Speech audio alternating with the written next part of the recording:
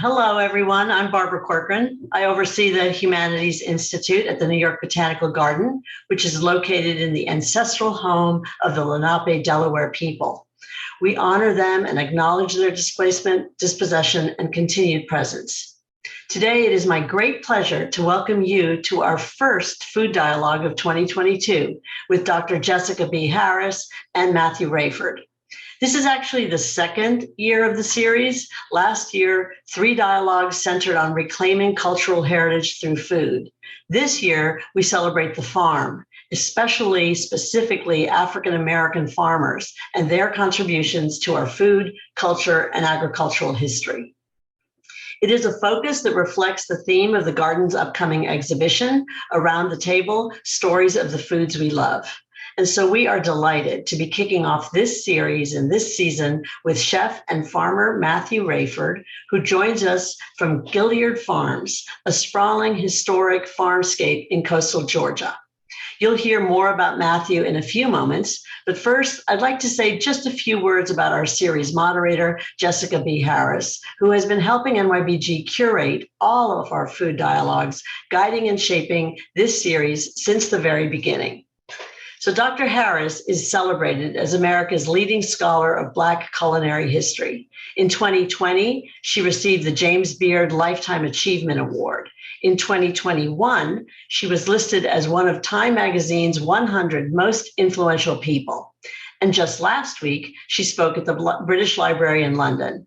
This weekend, she is being honored with a distinguished Augie Award from the Culinary Institute of America and the popular Netflix series inspired by her 12th book, High on the Hog, just received a Best Documentary nomination from the James Beard Foundation. High on the Hog has been renewed for a second season. I highly recommend you check it out.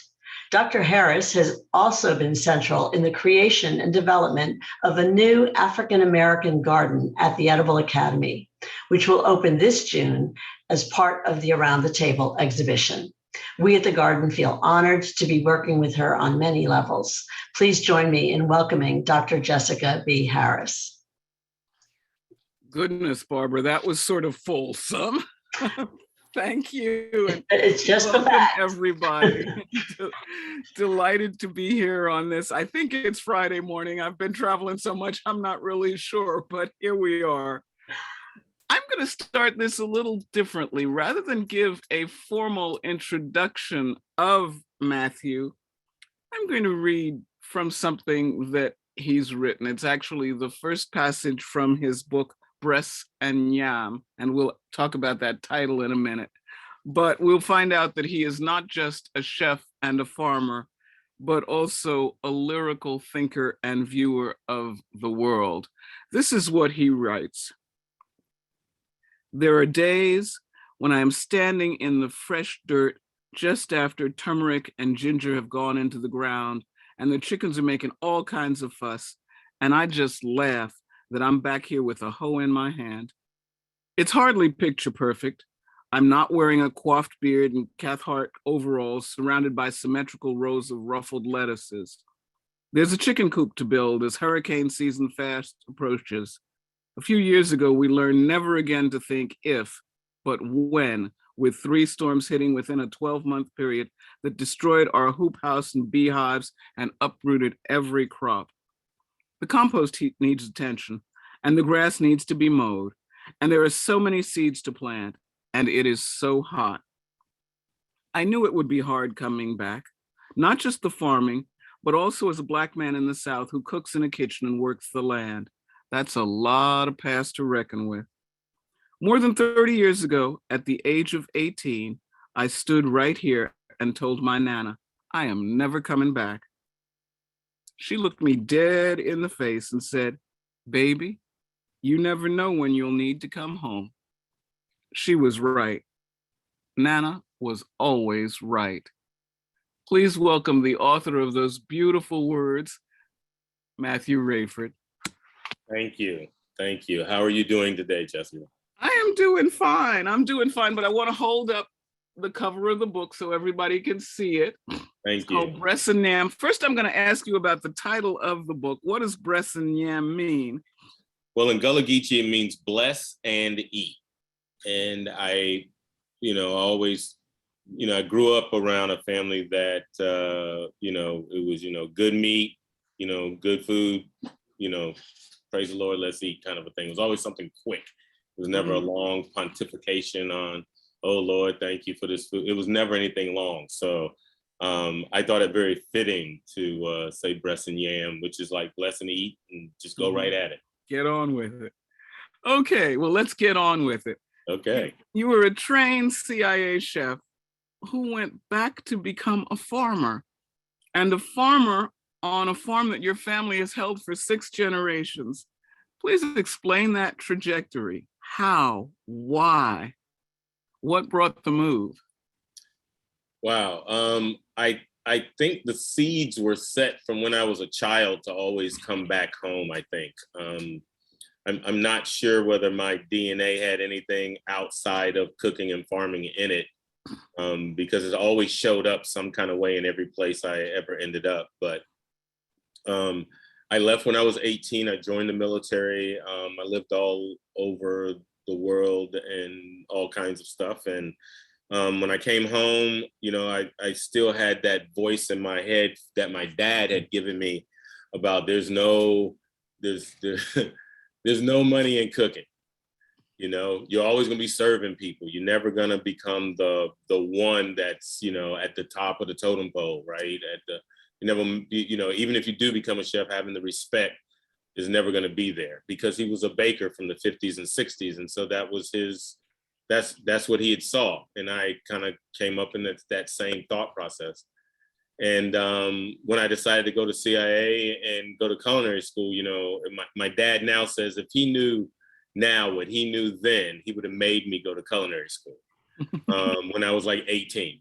So I guess, life does come full circle. And then in 2010, my sister and I decided to come home to a family reunion, and my Nana requested that we have a small family meeting. And it was my mom, my aunt Mary Lou, who is now an ancestor, and also my Nana, who's now an ancestor. They were like, come on over here, baby, let's sit down and talk a minute. And before you know it, it was like, for years they've been saying, what we gonna do with all this land? And I kept going, well, y'all should go back to farming because that's what y'all know how to do. And I don't know, it felt like the ancestors tapped me on my shoulder really quick and was like, go ahead and say it. And I just looked over at my sister, and my sister kind of nodded her head. And I was like, did she hear the same thing I heard? Because I don't know. And I just said, Nana, we should go back to farming it. And the rest is history. She reached under the table, gift deeded my sister and I the first 12 acres that we got, and was like, y'all get the farming. And I ended up going to UC Santa Cruz, the Center for Agroecology and Sustainable Food Systems, so I could get a strong background in ecological horticulture, not putting into play what I already knew and what I had already been doing out here as a kid. And so that started me when I came home, sitting down at Nana's feet and having some really hard conversations about what organic meant and all that kind of stuff. And her going, well, baby, that's what we always been doing. Like that's nothing. You didn't learn nothing new, And I thought I had went off to get this big education. And so that's the long and the short of it. That's what got me to this point. Okay, well, that's a whole lot of getting to that point, and fascinating, absolutely fascinating.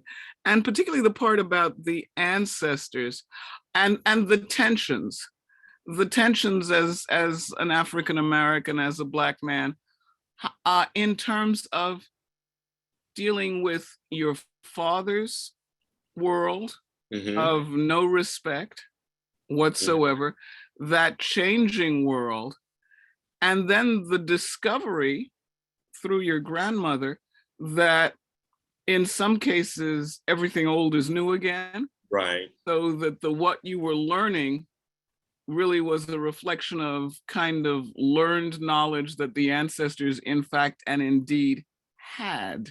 Yes. Fascinating. And we'll get back to that a little bit later in our chat, because I want to talk a little bit about some of those agricultural definers. sustainable, organic, and all of the things that go with that, but also how they have an impact on African American farmers. But before that, there's kind of a Black farmers movement right now, Yes. with a lot of urbanites returning to the land and coming back to the land. How do you situate yourself within that?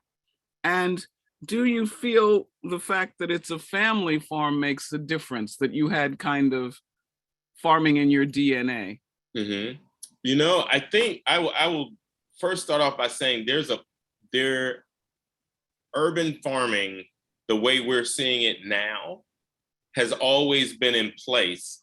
It just hasn't been talked about, I believe, not like it has been over the last few decades.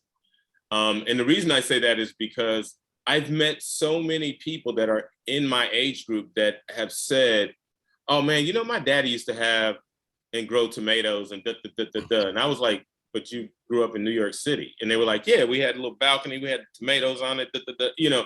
So I think there's been a lot of that has always been in place. It just necessarily hasn't been called a community garden, right? It hasn't been called an urban farm.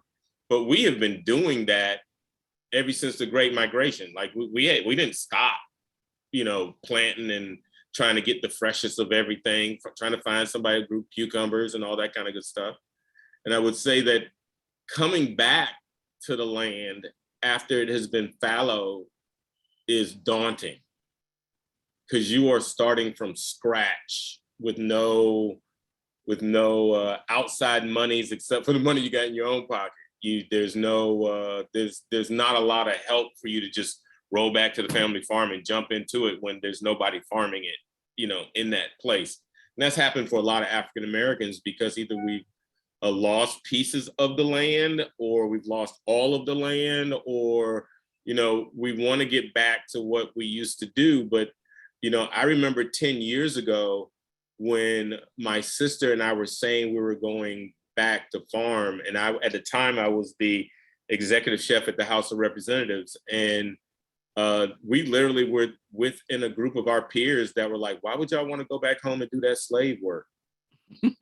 And I was like, well, how else do we eat? You know, and it took a little bit of time within that one conversation to get people to understand that we weren't going back in a slave mentality. We were going back as freed people that also came with our own knowledge, and we're doing it.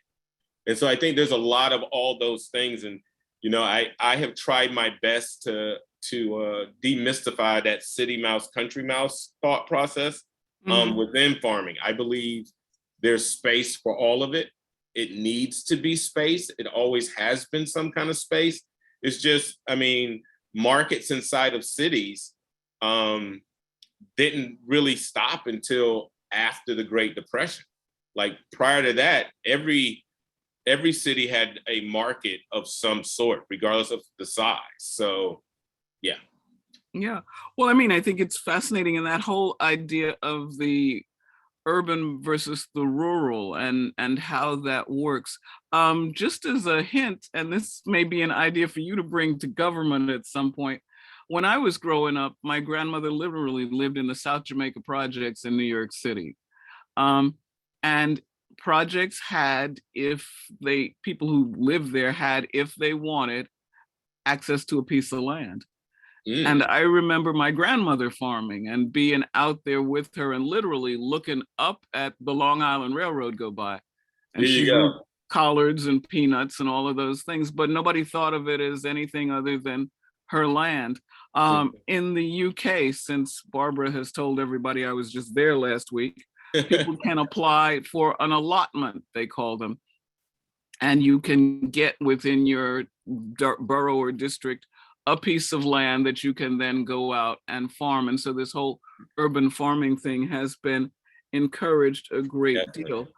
But again, even as an urban person with no history of farming per se, does the family attachment to that specific land make it a little easier?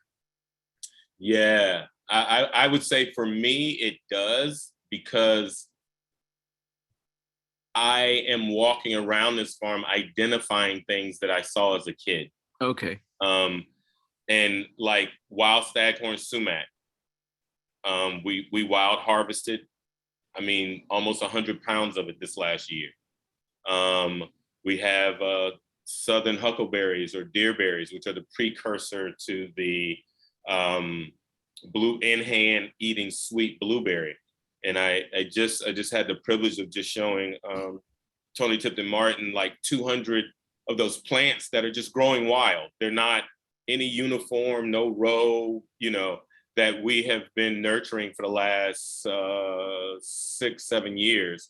So the plants are in different varying heights and all that kind of good stuff. And, you know, I think, you know, when I was just showing her that, she too was just like, so this was all here when you were a kid? And I was like, yeah, when I was a kid, it was like, go out there and get some blackberries. That's what you ate. Like blackberries are just growing wild. I think we have maybe, I guess if I measured it, you know, well over 1,000 feet of wild blackberries that are just growing in random spots on the farm that we don't cut. We literally go in and harvest from there. So I think that is some amazing thing to be back on the land and have that to be able to touch. Yeah, no, that sounds incredible. Now, question. So basically what you have done in some way, it sounds like you have extended what may have in the past been foraging. Yes. And so you are now kind of doing, if I may, curated foraging, where you know what you're getting. You may be weeding the plants differently or whatever, but you're not uprooting them per se from their natural. Oh, fascinating. Yeah, fascinating. So milk thistle, evening primrose, even the random magnolia trees that we have that I don't ever remember anyone planting at any point in time that are here. We also have mimosa trees that just grow here, and in a month or so there'll be this pops of pink and white all over the farm. And so yeah, I mean, wild foraging was just a way of, I mean, I just thought it was farming. I never really thought of it as foraging, you know. I always thought of it as like, you know, my grandmother would just send us out there and be like, you know, go get some berries. You know, like we also played outside. So outside was part of that world for us. So it was like, oh, you know, I'm outside. I eat blackberries and blueberries and, you know, grab up sweetgrass, or what technically is sour grass, and put in your mouth and walk around. So I just thought that was normal. Okay. Yeah. Interesting. You mentioned that your grandmother first gifted you 12 acres. How much do you farm now?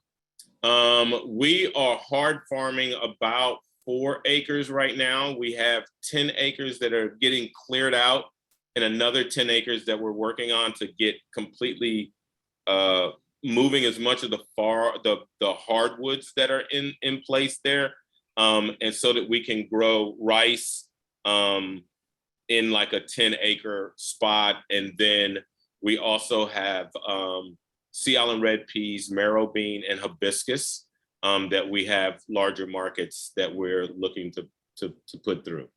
Okay, interesting. Here's one.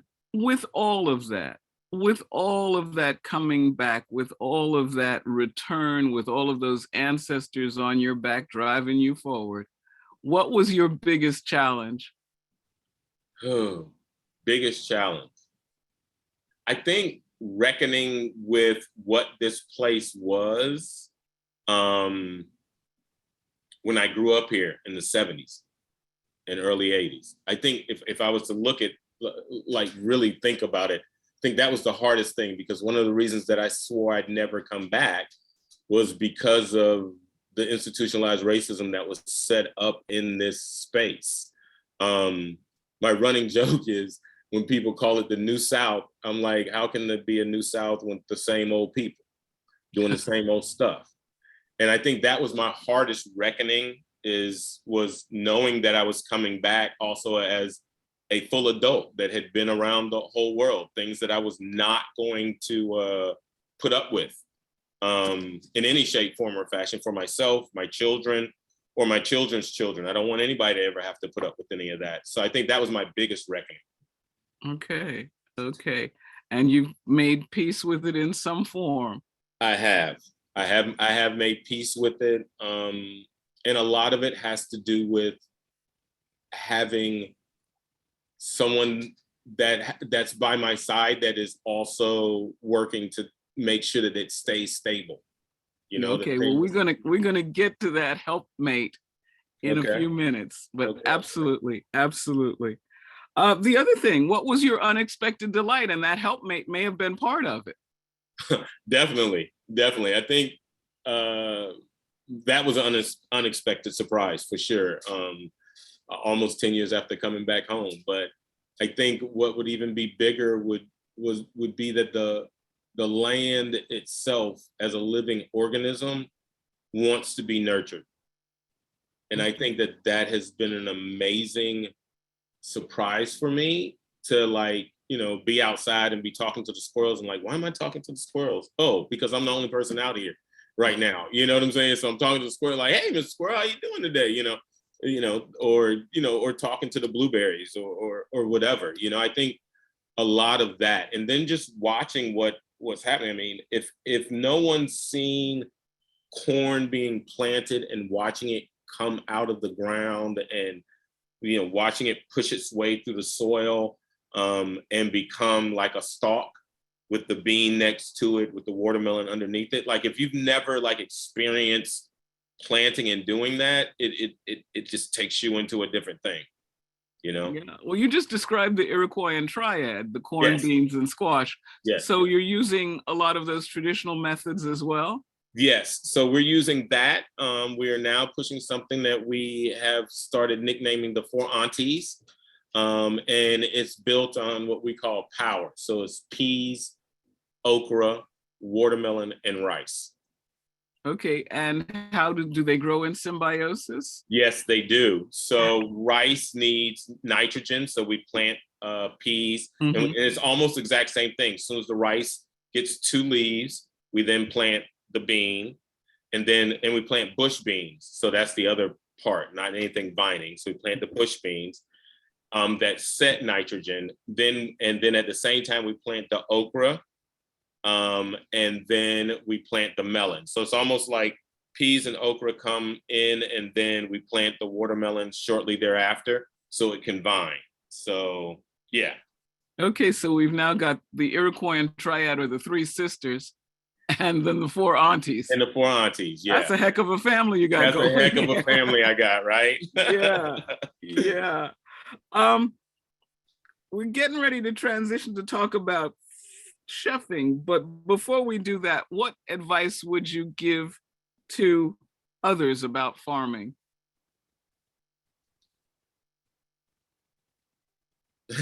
I'm pausing because I'm trying to think of the right. There's no right way to say it. Farming is work. It is hard work, and it does not stop. Like, from the moment you say that this is what you want to do, you got to figure out the land and whether the soil is alive, what you're going to plant and how you're going to plant it. Once it's planted, you got to nurture all that process, weeds, watering, everything. And then right after that, you got harvest. And then right after that, you got getting the soil ready for the next season. And so, unlike anything else, it's continuous deadlines. Like, it never stops. And if you're not a person that wants to work physically like that, where like all your muscles are being worked, your back, your legs, all of that, this would not be an area I would tell anybody to go into. Okay, be ready for hard work. Be ready for hard work, and know that the fruits of your labor are amazing. You also have control over that. So know that work will provide fruit that will last you a lifetime. Okay. All right. Now I'm going to ask you to just lift up a little bit so we can read your shirt. Oh, my shirt? Yeah. Strong Roots 9. Okay, so tell us what Strong Roots 9 at Gilliard Farm is, and we're getting ready to move on to talk about cooking a little bit. Okay. Strong Roots 9 is our umbrella for everything from events on the farm to the food consulting that my wife and I do with some large corporations where we are working with some K through 12 food acquisitions and showing how it can be done locally. And then we also have a product line out. My wife has a product line out that is about beauty products that are based on a lot of the things that we grow here. We've now moved into a larger scale. But, you know, like one of the things we grow here is turmeric. Mm-hmm. So, yeah, I know somebody might be looking at me like, there's dirt on it. And I was like, yeah, it is. We don't. Grows in the dirt. It grows in the dirt. And we don't remove the dirt until we get ready to use it. We want it to feel, and it's, you know, so we grow a lot of products here: turmeric, ginger, hibiscus, rice, corn, sweet potatoes, peppers, onions, tomatoes. Like we it's very diversified. And the reason that we do that, and we do all of that in large quantities. It's not like we got, you know, one pepper plant. We got like 100 pepper plants. We got 100 pieces of sweet potato in the ground, you know. So we're trying to grow for ourselves and create our own kind of like ecosystem within the farm. But we also want to grow for a much larger community that does not necessarily have the ability or have that plot of land to do those kinds of things. We also want to make sure that we grow crops that can be stored, that have some shelf life. And turmeric and ginger, hibiscus, rice, beans, all of those, and corn, they all have a shelf. They all have a long shelf life. And we pickle our okra. So when the okra season, yeah, we hold on. So okay. So Strong Roots 9 is also what you call the restaurant at Gilliard Farms. Yes. So how has being a chef influenced you as a farmer? Well, you know, it's kind of interesting because, you know, going through school, one of the main conversations that they were consistently having was, you know, getting the thing that you want to cook at its prime, like when it's at the best, right?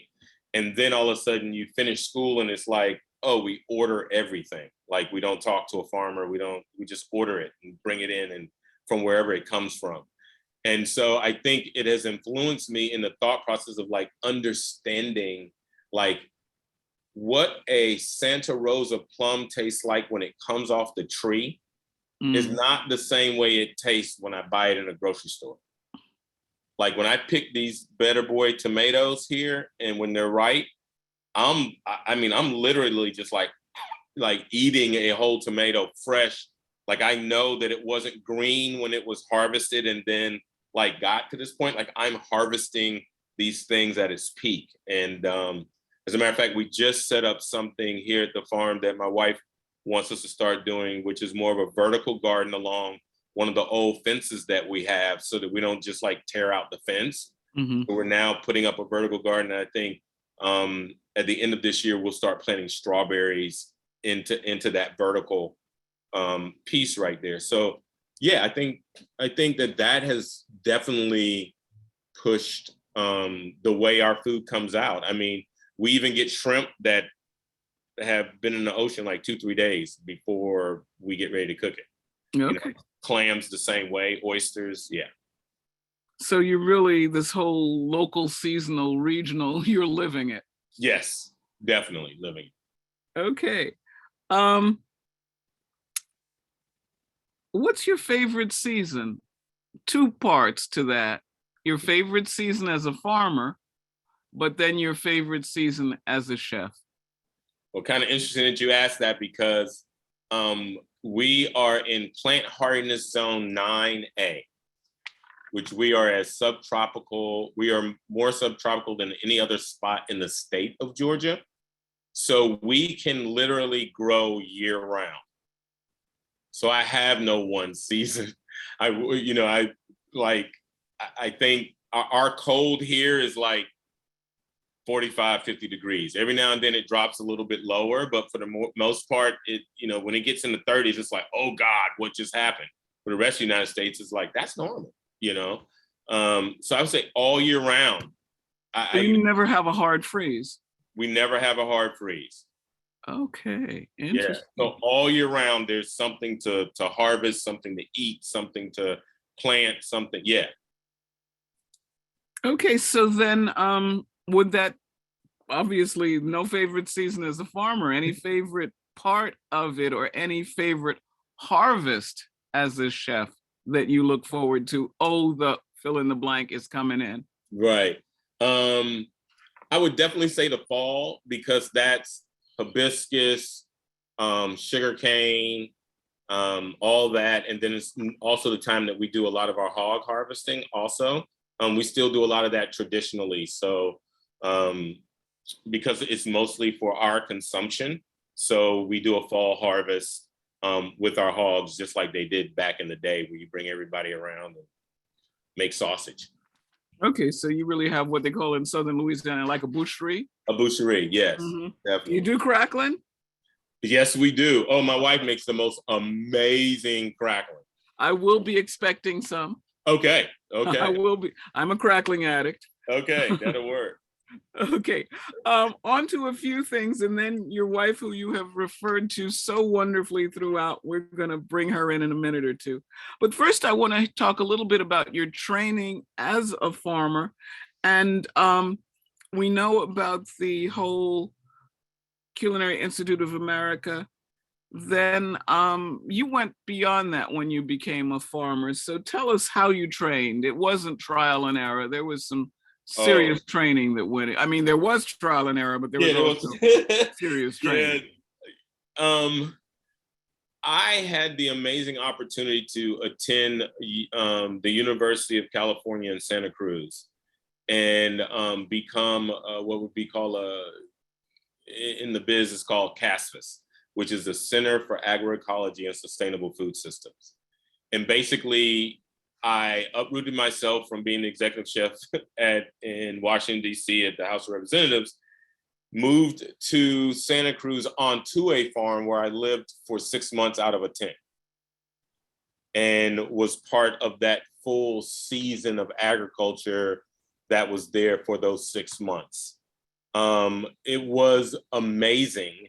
And then it was also very eye-opening for me because there was a lot of things that, like, no sooner than they said it, I was like, oh yeah, I remember we do that at the farm. Like, I was just like, oh shoot. And all of a sudden, by the time I got into the composting area and all that, I was just like, oh, wait, we already do all that, you know? And so there was a lot of that I started to learn. But what I took away from it also was what training would be like if I wanted to show someone else how to do it and not just say, well, my grandmama said, you know, plant this here during the full moon and it's gonna grow, right? It's a little bit more, there's more science to it now. And there's more, it's just more science to it now. It's still the same thing. We haven't changed it. Okay, interesting. You mentioned more science to it now, but you also earlier mentioned some words that we all hear and we don't know, and I need your help with some of them. Okay. Organic, sustainable. What do we mean? What do the farmers tell us about those words? How does that move forward? You know, we've conventional farming today is done with chemicals, lots of chemicals. And we're starting to learn that we have the ability right now to create our own compost with the amount of food waste that we have to be able to take care of ourselves in that arena. So when people talk about sustainable, they're talking about being able to sustain a farm in a life cycle of farming right there where they are. And so if it's not sustainable, you can't keep doing it because it's not working. You can't sustain the thing. So if you have to bring in things from outside to aid, assist, abet your farming, then that's not sustainable Well, it can still be sustainable, but you need to try to control as much of it as you can so you don't have to bring in so many inputs. Okay. Right? Mm-hmm. Organic in a certification thought process would be following all of the guidelines that are set up for organic certification. So I could be following all the sustainable organic practices without being certified. Okay. You can do it. I mean, people have been doing it for hundreds of years before it became a thing that you have to pay for. Okay, now you mentioned the P word. Pay for organic. Explain that. So, I mean, we're talking to people who go to a supermarket, right? Who sometimes think that, or go to a farmer's market, and organic is more expensive usually. Organic is, we think, better. Is it always? What are we looking for? What are we getting when we see organic? So a lot of times when you see organic and that organic certification, someone has paid for that certification. So someone has come out, they've walked the farm, made sure there was no chemicals, that you were following all the right OMRI approved things that can be used on your farm. And I did or had a chance to see if buying fertilizer, as in chemicals, right, was a lower standpoint on how much food would cost as compared to if I bought and did all of my own stuff organically, right? And I truly believe in my heart of hearts that if you were to take away the chemicals, the cost of the chemicals, and put it into the labor of creating a sustainable organic farm, it would balance out. Okay. And I've seen it happen. I've seen a lot of farmers that within their transition, they were like, okay, I'm not paying on chemicals, but now I need more people to help do all the things. Right. You're not using the chemicals. So move the money over to this part. Right. But it's also us being in America as a whole. Like when you go to any other country, the food is just organic. That's what they've been doing. They haven't changed it. They're not using genetically modified seeds or any of those kinds of things. And it's just part of their DNA to make that happen. But in America, in the United States of America, we don't value food so that it would have a normal cost, right? So, and I always tell people, think about exotics. And most people don't think about exotic fruits or vegetables at all. But I will tell you that if you go back a little more than a decade or even 20 years ago, you only bought an avocado as an exotic. It was super expensive. Now it's commonplace. And so I think that if we as Americans just in the very beginning started to understand what it takes to like eat good food just on a daily basis, we would be able to see that cost we could balance out. So good food instead of cheap food. Good food instead of cheap food. Okay. Right? So the cheap food that we get, it has a cost and it ends up being our health. Right? That's a big cost. That's a big cost. That's a big cost. Yeah. This is a conversation to continue, and I think we'll probably continue it. I just want to let everyone know Matthew will be on a panel at a symposium that the New York Botanical Garden is giving as a part of the opening weekend. Well, not the opening weekend, but the celebration weekend for the African American Garden. And I'm sure some of this conversation will continue, but in the interest of time, because waiting in the wings is your secret weapon. Yes. So please introduce your secret weapon to us all. No problem. Well, I'd like to introduce my wife, Tia Rayford, who has been an amazing backbone over the last year that we've been married. As of this May 3rd, we would have been married for 1 year. we met at the Culinary Institute of America 25 years ago, and just recently reconnected on a project for the Ferguson Florissant School District, and was able to create, with her guidance, a agro-culinary program for Innovation High School that's located there, where Mike Brown was murdered at. And so we were working on this project together, and all of a sudden it was like, you still cute. Now you don't have to get into all your business now. Right? No, I won't. Not all of it. Just I think it was also the fact that we were working together and found out that neither one of us had talked about farming before. And now I'm walking up to this amazing woman that is like, oh yeah, and by the way, my family has 120 acres in Alabama. And I was like, wait, what?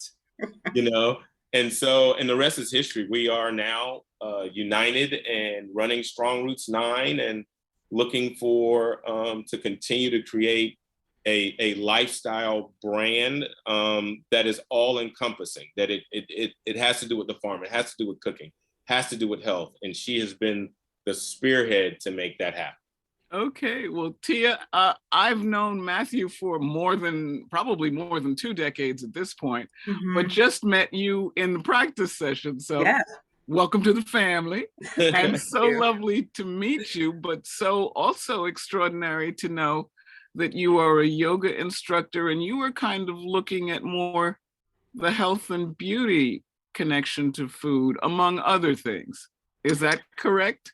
I would say my perspective on food is a very holistic approach, that we need food for sustenance, we need food for our health benefits, that what you eat can affect how you feel, positively and negatively, and having that connection to food, whether it's you're eating it or using it as a beauty product, or using it for wellness, or using it, to either prevent something or to combat a health issue.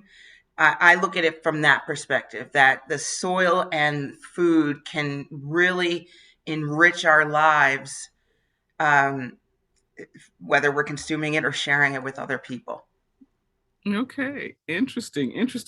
And so Matthew's already, I guess I should say Chef Matthew has already said that you were working on a line of beauty products that would be an outgrowth of this philosophy and of this way of thinking. Tell us a little bit about that.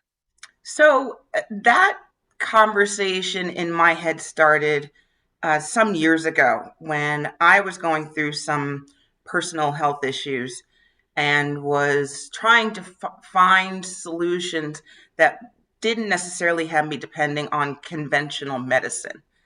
That, I was given a prescription and then another prescription to offset the effects of the first prescription. And it was like, that's just not the kind of life that I want to lead, in being dependent on, going to the pharmacy and picking things up. So I started my journey in looking at food to heal issues that I was having. Really started looking at turmeric, for example, is one of the products that we grow on the farm, and the health benefits that you get from it, where, topically it relieves inflammation inside and outside of your body.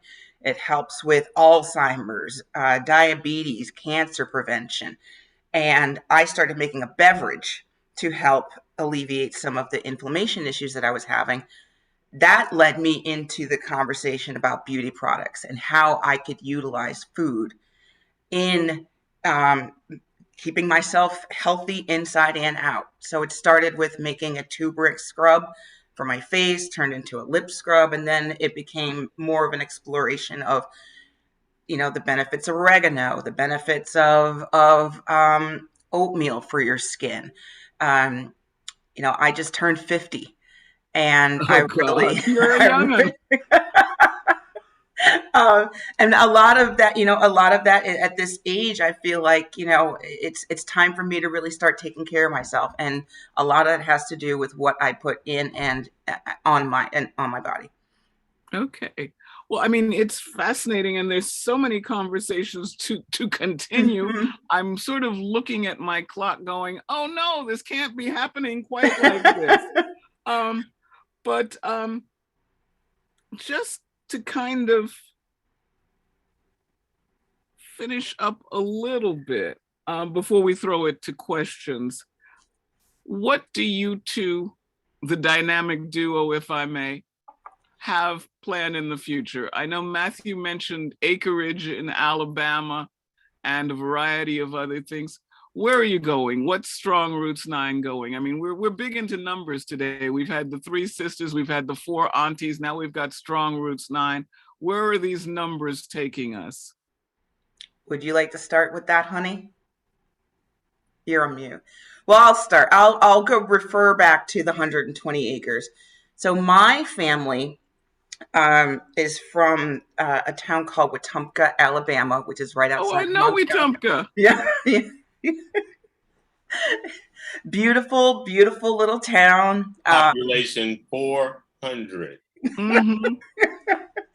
And my family was sharecroppers and farmers there for a number of years. We still own 120 acres of land. My grandparents moved north during the Great Migration, and I was raised in Connecticut, so I had kind of a double disconnect from the soil. I grew up, lived in metropolitan cities until I moved to the farm last year. And part of what Matthew and I see as our vision is returning to that land in Alabama that's been laying fallow since my great-grandfather passed away about 40 years ago. We still have the land. He grew watermelon and strawberries, and we still have some seeds from when Daddy Buck was growing. So it's certainly part of, that is an extension of us and our family. So certainly getting back home to Alabama is part of that conversation. Okay, well, y'all are getting ready to cover the waterfront, as it were, cover the world. Absolutely. I think one of the things that strikes me just in a funny way about this discussion altogether is how what we're really talking about is going from agribusiness back to agriculture. And I think that the whole notion of agriculture and the varying cultures that come together within agriculture is something that you two are certainly torchbearers for and, clarion lights of. And there's so much more to talk about. I don't even know where to go, but I think it's time to say thank you both so much. And to now go back to Barbara Corcoran, who will field some questions for you and Matthew, and hopefully not me, because I think people should be asking y'all questions. Thank you, Jessica. Thank you, Matthew. Loved your message, Matthew, of spending money on making good, healthy food. And it was great to meet you, Tia. I wanted to keep that a surprise for the audience, but thank you for joining us. I love the wellness angle you brought to the table and appreciate you sharing that journey. So just remember, everyone, please type your questions in the Q&A. We'll start, the ones that are liked will jump to the top. And why don't I start right away with a question from Carol Edwards. Traditionally, the Agricultural Extension Service was supposed to share research on farming practices with area farmers. Of course, that help was not offered to African American farmers.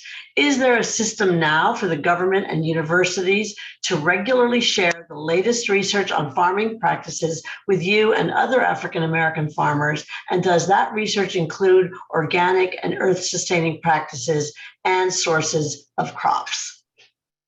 So the NRCS is threaded super thin right now. I know in my area they are. So you have extension agents and such that are covering 3, 4, 5 counties, which it used to be one extension agent for each county, one NRCS agent for each county. So a lot of that has been stretched thin. But I will say that they are working hard on ensuring that socially disadvantaged folks have the ability to be able to have access to things like EQIP grants and things like that. That has come a very long way. And I think it's also, you know, we as African Americans have had so much trouble with government agencies that we tend to not want to have to deal with them, right? And so at this point in time right now, I'll tell anybody, if you go to NRCS office or any of the farmer services offices, and you are denied any sort of guidance and or help, you can ask for a green card. And that green card allows you to write down that you want to be notified why something didn't happen for you. So that's available. And the other part of the question that you ask is, I would tell anyone to try to connect with whatever land grant institution that might be around in your area that you can connect to, so that you can get that research. And that's the NRCS, which is Natural Resources Conservation Services. Okay, so Cheryl asks a question for you, Matthew. You discussed the links between the 4 aunties and the 3 sisters in terms of growing food. Can you tell me more about the shared connections to the land that are inherent between African American and Native American communities? And please remind me, Cheryl asked, the 4 aunties are bush beans, okra, and? Peas or beans. Bush beans. Okra, watermelon, and rice. There you go. AKA power. They are, so you have to, if you think about the connection, imagine someone coming from Africa here in the 1700s, where there would be lots of indigenous people here, right, that they would end up being connected with, and then them working through what it would take to till the soil. Where it's like, oh, this is the way we do it. Oh, this is the way we do it. And I think it's where those conversations that I'm not privy to know of any writings per se about it, but I do know that just that meeting and bringing things in, think about wild rice, right?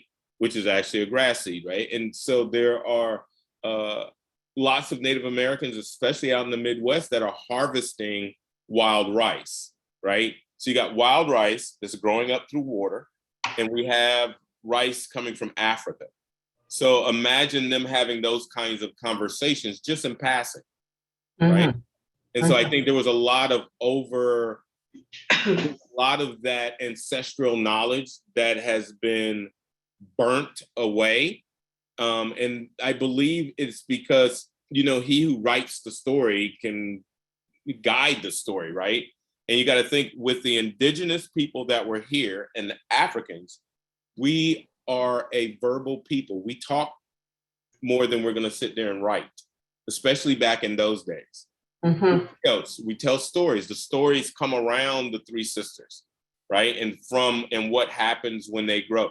That's not talked about as in like nitrogen fixed in the soil and So I think that's where things have been lost, because those things were just conversations with each other.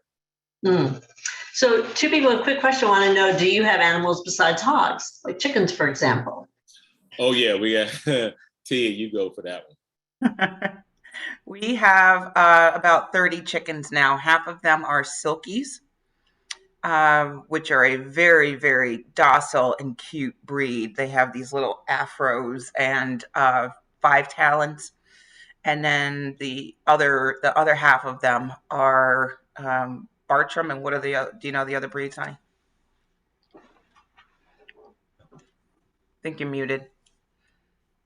Barred Rock. We have some, what is it? Red Rangers.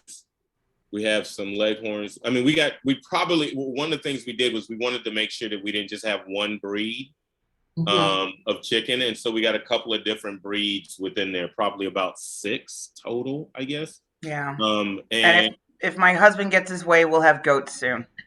yes. I'm trying to get these goats here within the next month or so. So yeah, they should be weaned. They should be weaned in the next 2 weeks. So yeah. Goat milk, goat cheese, all kinds of things. Yes. Neat. Yeah.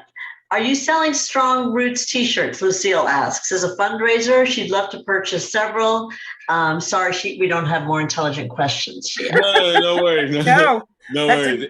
It actually also has a back to it too that says "Life begins on the farm." Nice. Yeah. So where can we purchase them? We'll put them in the chat if you could tell us, or maybe one of you could do that. Well, we'll have to send that to you. All right. Because we'll share it with everybody in our post email, which we'll send out tomorrow. Okay. Absolutely. Okay. So Deborah wants to know, she heard the name of your farm mentioned, but didn't hear it clearly. Could you please repeat it and tell us something about the meaning? Okay. Gilliard Farms is the name. The name Gilliard comes from Jupiter Gilliard, who was born a slave in 1812. He was my great-great-great-grandfather.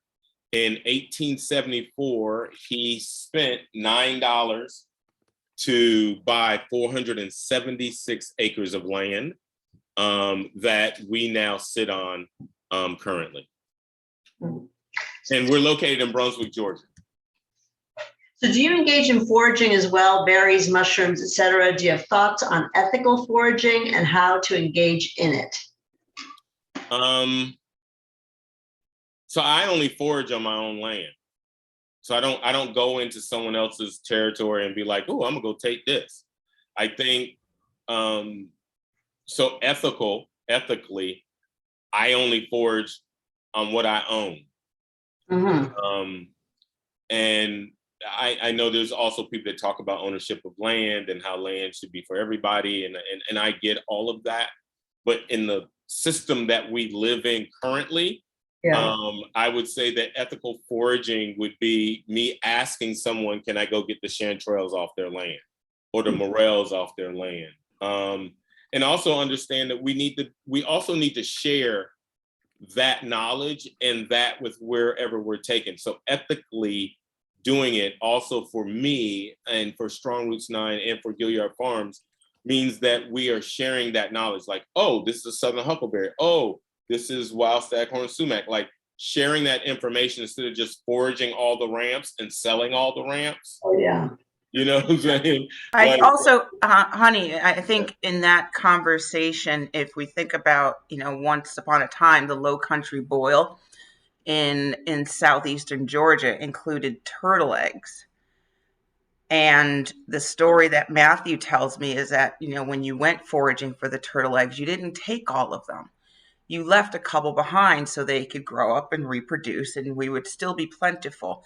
And thinking about being responsible, that's not something that we're able to do anymore. We can't, there's a concerted effort in keeping, the turtle population up on the coast.